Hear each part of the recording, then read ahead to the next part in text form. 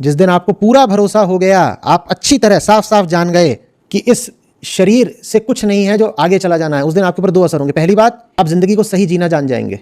आपको साफ सुनाई देगी घड़ी की टिक टिक, आपको साफ सुनाई देगी मौत की आहट, आपको दिखाई देगा कि ये जो यंत्र है जिसको आप अपना शरीर बोलते हैं, ये लगातार खत्म होने की ओर बढ़ रहा है।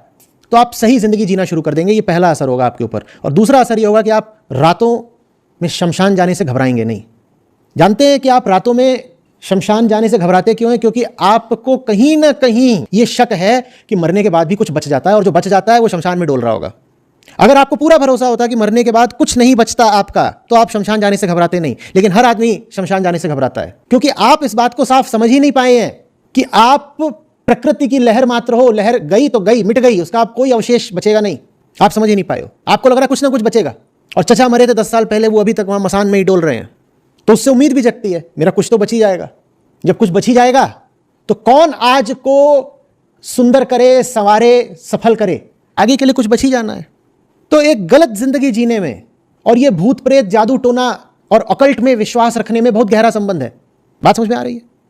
जिस दिन आप बिल्कुल सही जिंदगी जीने लगोगे, उसका एक परिणाम आपको यह दिखाई देगा कि आपका अकल्ट में यकीन बिल्कुल खत्म हो जाएगा। आप हंसने लग जाओगे।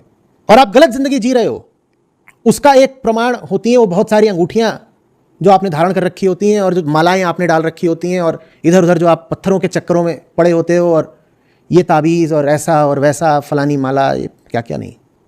चूंकि हम डरे हुए हैं, इसीलिए हमें डराया जाना बहुत आसान है। और हम डरे हुए क्यों हैं?